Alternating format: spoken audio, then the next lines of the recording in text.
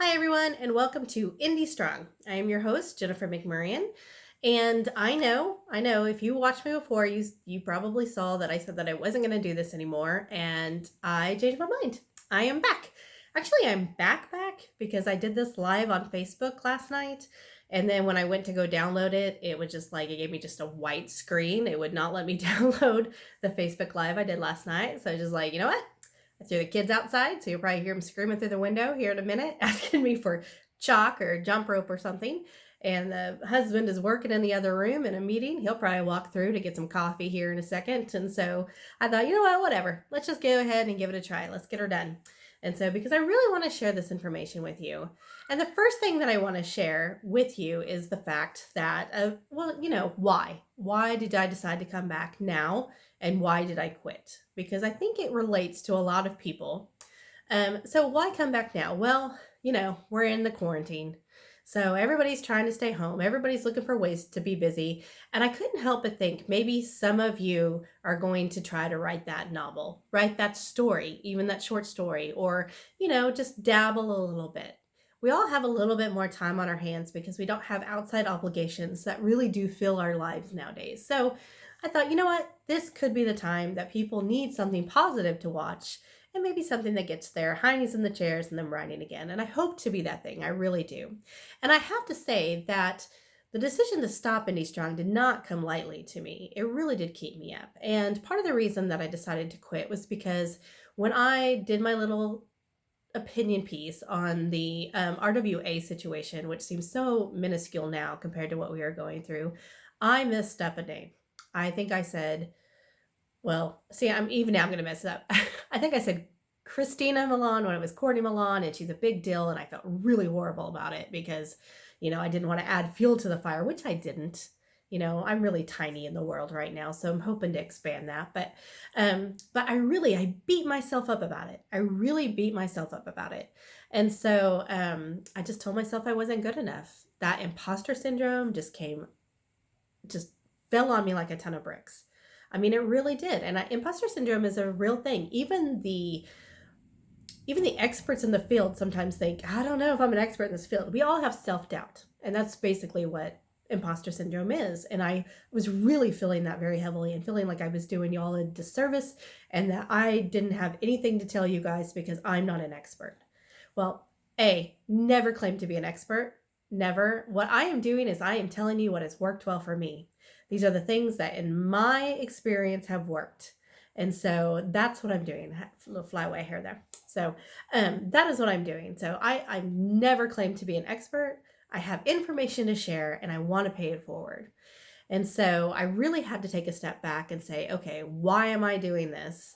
And that doubt just fell heavily on me and mixed that with my anxiety and depression. And I was like, no, I'm done. And then I slept really well that night. And I thought that was the best decision. That was, I slept well. That was a good decision. I'm at peace with it. But as the weeks went by, I realized I wasn't as at peace with it as I had originally thought. I missed it. I missed the interaction. I missed the validation because we all need validation in our lives. And last night when I had 123 people watching me, I was just like, oh my gosh, they missed me and I missed them and this is so happy, yay. And so it was fun. It was a good time. And I realized how much at that point that I did miss it. Also, one of the reasons that I came back was because I am reading this really great book, and you'll have to pardon my language because there is a cuss word. You Are a Badass by Jen Sincero. And I'm not even that far into it, and I've already had an epiphany that when I canceled Indie Strong, that was self-sabotage. I was self-sabotaging myself. I let myself believe that I wasn't good enough to share my information with everybody else. And I think we do that a lot. That one mistake I made, just the doubt falling down on me, and I was like, they're better off without me. And man, I hate that I felt that way about myself, but I'm also going to forgive myself because we all need to forgive ourselves for these human emotions that we feel. And that's exactly what it was. So I am back. And I promise not to self-sabotage myself again because I have the guidance of Jen. Not just this Jen, but this Jen. I highly recommend this book. It does have cussing in it. I'm not gonna lie to you. She drops some F-bombs and stuff. in this day and age, I gloss right over it. Maybe I shouldn't, but I do. Try very hard not to say it. I love Jesus, but I do cuss a little. So hopefully this time in quarantine with my family all in the same place, that won't grow. But who knows? Who knows? We're all just doing the best we can, right? And sometimes you just gotta let out a little bit of adult words just to let out the frustration. I can think of a lot worse things to do than say a cuss word. So anyway, so I read the book and I was just like, okay, this was the wrong move. And now I've decided to jump right back in. Now there will be some changes. Instead of waiting on the Q&A, I'm going to have it a little more structured. It was very stressful to have some weeks where I had way too many questions and then some weeks where I didn't have any. And they were so disjointed. I always tried to make them kind of fit together, but I think it would be better to have more of a series. So today I'm going to talk about the differences in publication routes. So if you want to be an independent author, what does that mean? If you want to go traditional, what does that mean? What in the world is a hybrid? Stuff like that. And the one thing that you should most definitely stay away from. I planned on doing these live, but now with Facebook having issues with their live thing, I will probably just end up recording these, putting them on YouTube, and then sharing them on Facebook. I really love the interaction, but I just don't have time to deal with the technical difficulties.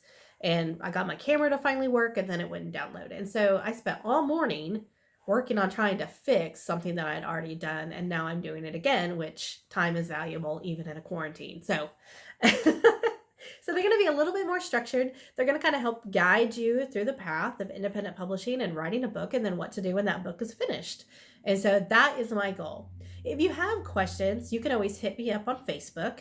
I'm under myself, Jennifer McMurrian. You can ask me questions in the comments, subscribe so you don't miss an episode. And you can also email me at jennifermcmurrian@gmail.com, and I will do my best to answer those questions. I won't answer them on the air because people won't know what I'm talking about. You'll all answer them individually. The only time that will stop is if it gets to be too much, and that's a good problem to have. And then I might just have like, oh, today's a Q&A day, and here are the questions, and here are the answers. And so I'm still working it. It's a work in progress, just like I'm a work in progress at 42. We all have our vices, and we all need to nip and tuck things. You know what I mean? Not literally, but you know what I mean. Okay. So let's talk about what independent publishing is. I am an independent author. Basically, what that means is that I own my own publication house. I am the boss, and I control everything. I don't have to wait for approval on a plot twist or fight with the marketing team over my cover. And I have the final say on all decisions because I am the one making the investment. I decide what to write, the editing process, cover design, proofreading, release date, marketing. It is all on me. So if you're an independent author, it is all on you. You need to know this before you go in. Being a successful independent author, it's hard. This road is it's not the easy way. It's not the easy way just because you don't have to go through the gatekeepers of the traditional publishing houses. It's not the easy way.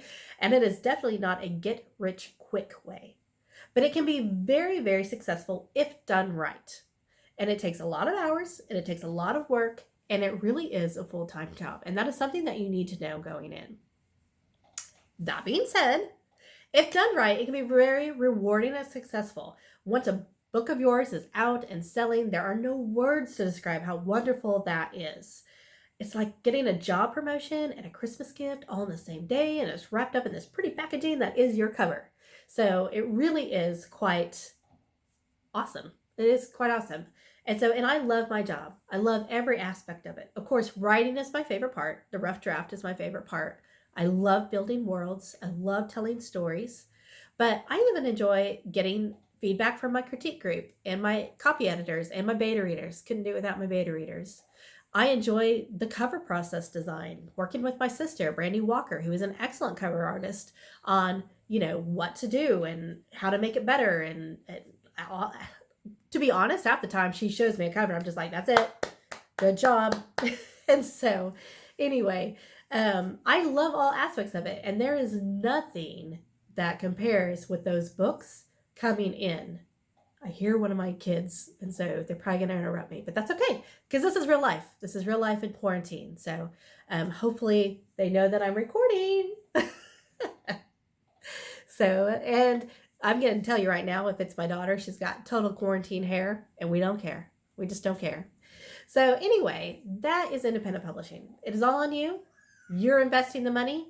You're investing the time. You decide what to write, when to write it. And that's that. If the book fails, then that's on you. If the book is a major success, then that's on you. So it's all you. So now let's talk about other roads, because traditional publishing is not for everyone. Like I said, it takes a lot of hours. It's a full-time job. And there's a lot of little details that you have to know. And it's not all about marketing. I'm telling you right now, whether you are independently published or traditionally published, 90% of that marketing is going to fall on you regardless. That is something that you need to know. None of us want to market. I do an okay job at it, but I don't sit down at my desk and go, "Yeah, I get to market today." Never have I said that. No.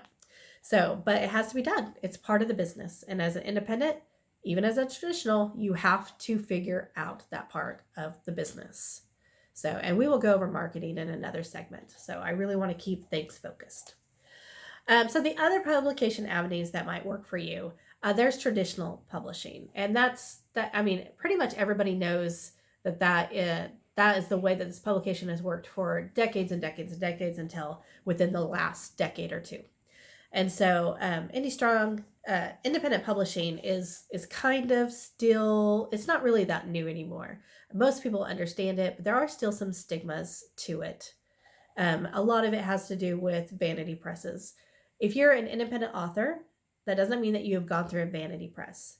And here's a word of warning. There are a lot of vanity presses that call themselves a traditional publisher. They are not. Anybody that is asking you to pay them thousands of dollars to publish your book is a vanity press, and you need to run the other way.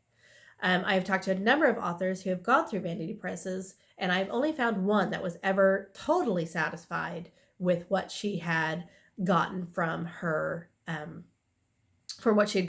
vanity press.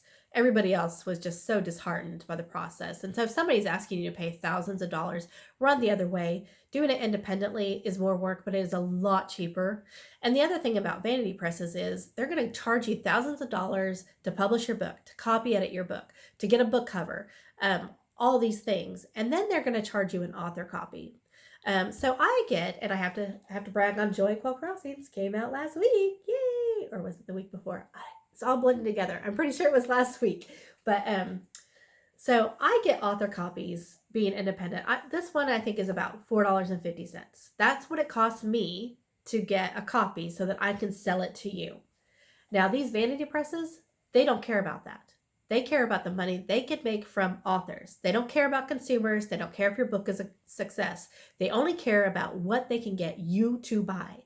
So where I am buying my books at $4.50, a lot of vanity presses charge 3 times that much. And so I can put my book on the market for $12. And if you're on a vanity press, you have to put your book on the market at $24 just to make any money. You can't compete. And so that's the number one reason that it's a bad idea. Not to mention, you're going to go thousands of dollars into debt just getting the book in your hand to begin with. And so please run away from vanity presses. They are not the road to go down. They come on late at night. They're super sketchy. In my opinion, most of them are shysters. They really do just kind of cheat authors out of their money. They come on late at night on infomercials. They claim to be Christians.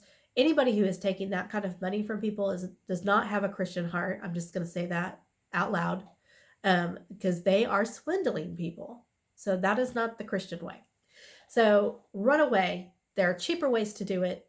Independently is definitely one of those cheaper ways. The other way is traditional. And there's absolutely nothing wrong with going traditional if that is your path. In fact, we're going to talk about hybrid in a minute, and that's when you are both independent and traditional. And that is something that I'm striving to be. So traditional publishing, this is where you write a query letter, and then you send that query letter out to agents.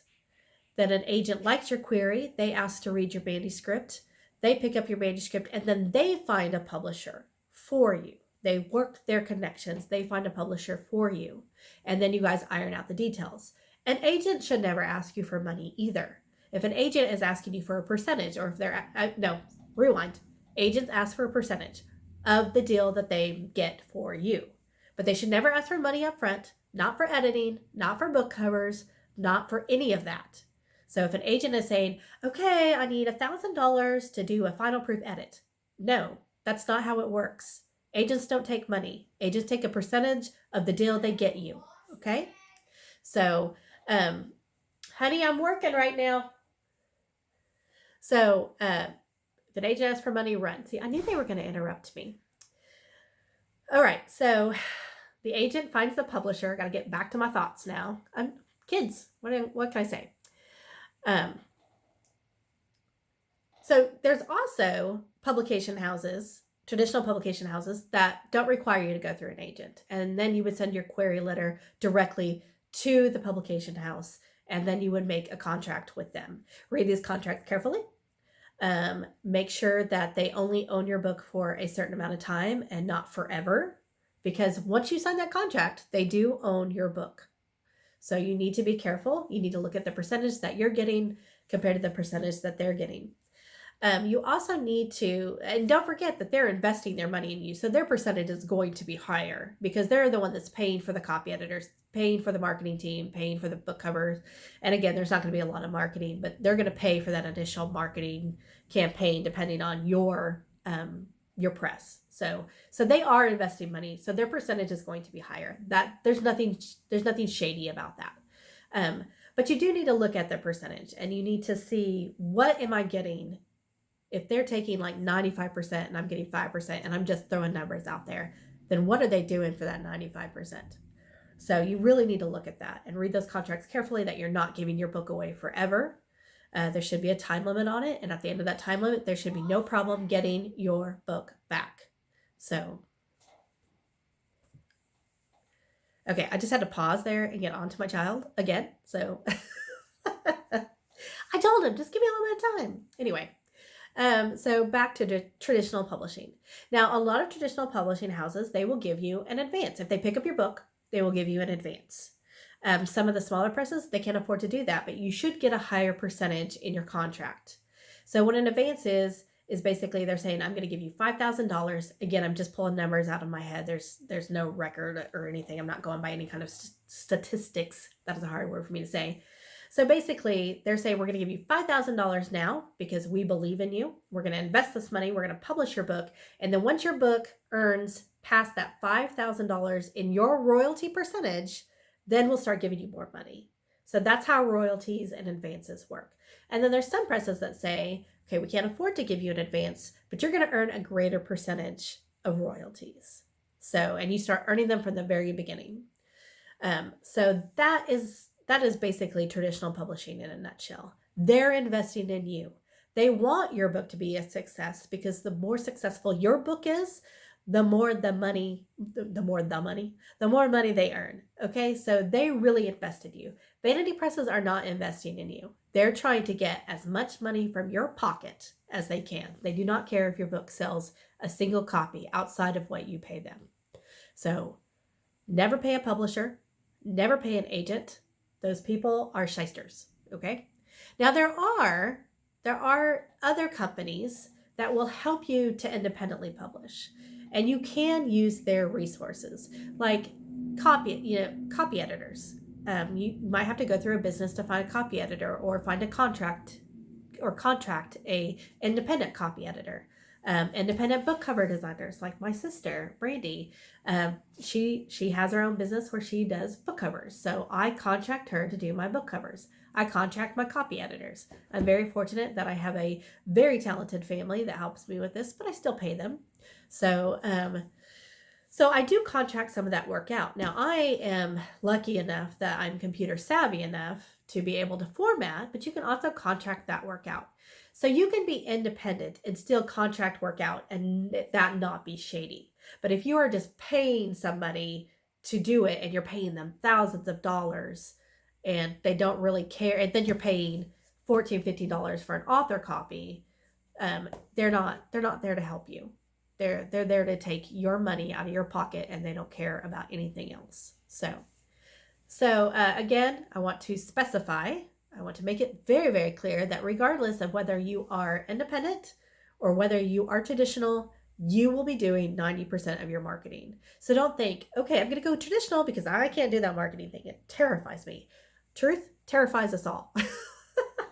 It's hard. Marketing's hard. Where to invest the money, if to invest money. It's terrible, but you're still going to be doing it all. So you just might as well just go ahead and pull on those marketing pants and be like, that's what I'm wearing. I'm a marketer now.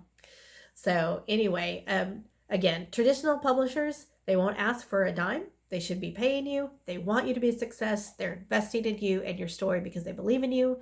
If you do it independently, you're just saying, I'm going to invest in myself because I believe in myself. Now, there's also the hybrid. And hybrid is just a combination of being a traditional artist and an independent artist. That means that you have work that has been published traditionally through a traditional market, through a traditional publisher. For me, that would be Chicken Soup for the Soul right now, and even though I'm looking for other avenues. And then you have your independently published books. So I am a teeny weeny bit hybrid, but I'm looking to become more hybrid. And so if you want to go the traditional route, there are a ton of great resources on query letters, how to write a good query letter. I'm not going to go over that. As an independent author, I do not feel anywhere near qualified to tell you what makes a good query letter. There are people who have done it a lot better, who know a lot more about it. And so I'd much rather you Google it on the YouTube, or I guess search it on the YouTube, or Google some blogs or something, some really good examples online, because I gotta tell you, I'm a writer, but when I sit down to write something like a query letter or a synopsis, I'm all like, what are words? I don't understand. And so, yeah, not the person to ask about query letters. And so anyway, so you do not have to know what road you're going to take when you write your book, but it is good to know what options are available to you while you're writing your book. And there's nothing to say that you can't go down one road and then decide to go down another road. It's okay to take that turn. I have a friend, she really wants to be a traditional published author. She has written this really great book. She believes in it. I believe in it. She hasn't had any bites in the traditional world yet. So I'm all like, hey, let's go independent. Let's get this puppy out. She's not ready to take that step yet, and that's okay. But when she's ready, she's ready. There's nothing saying that, oh, I tried this traditionally and it failed, so now I can't do anything with it. There's nothing to say, oh, I've already published independently, so I can never go traditional. No, you can be hybrid. It's okay. In fact, that's what most authors want to be nowadays. We want the control, but we also want somebody to kind of help us with the bills a little bit. So that's it. Those are your three roads. There's only one road you shouldn't take, and that's to pay people thousands of dollars to publish your book. Those people are shysters. They do not have your best interest in mind. So I want to end the chat with what I like to call a moment of Jen. And that is just when I'm going to talk about something that's on my mind. It may be about writing. It may not be. This week, there's really only one thing to talk about. And it's on the weight of just about everybody. I can't imagine somebody going through this right now and not thinking about it. But we're talking about COVID-19. It is scary out there. And I have a lot of friends that are really worried. I have a lot of friends that are really scared. I have friends that are business owners that aren't sure what's going to happen next. I have friends that are missing paychecks. I have people in my life that are at risk. And so I am begging you, even though I know it's scary out there, this will pass. You don't need 400 rolls of toilet paper for it to pass. That is a different disease.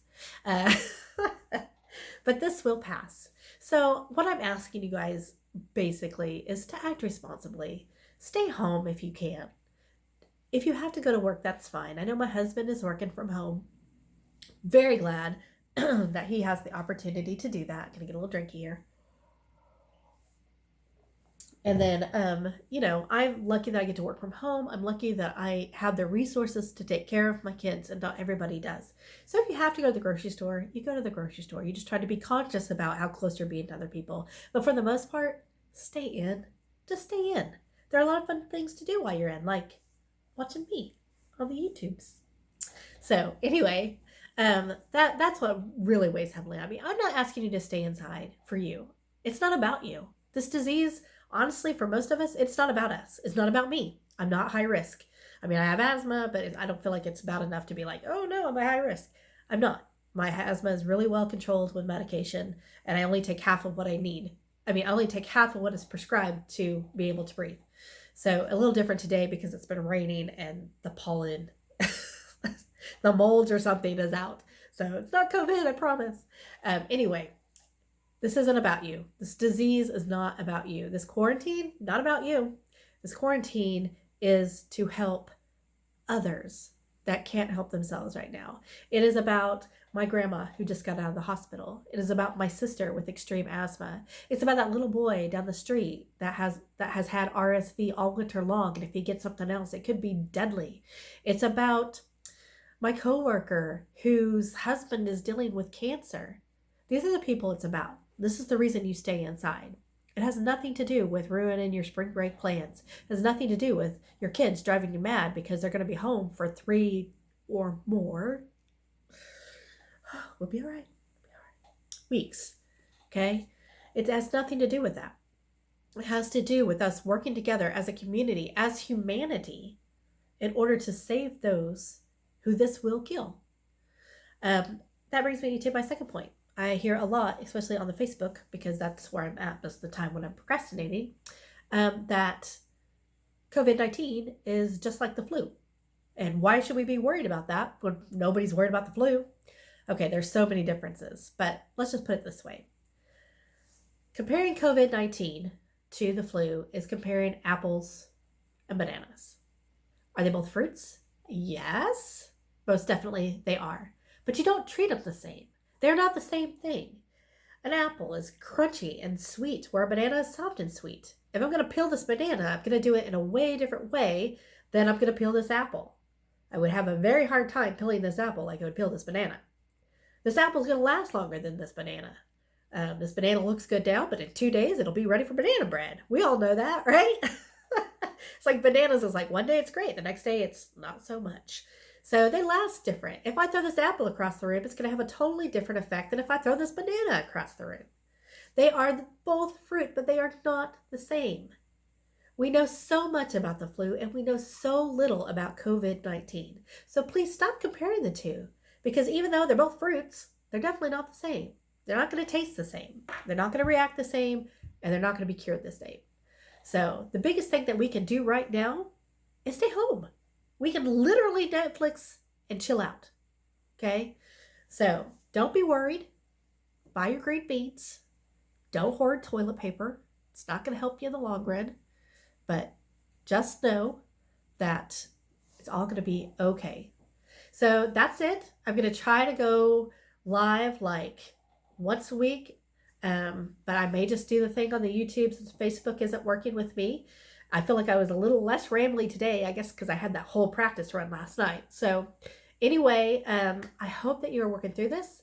I hope that you decide that this is the time to write that book and that you sit down and write it. It's a really great way to cope when you can write a world that you love when you're living in a world that's a bit scary right now. So take this time, stay inside, read a book, or better yet, write one.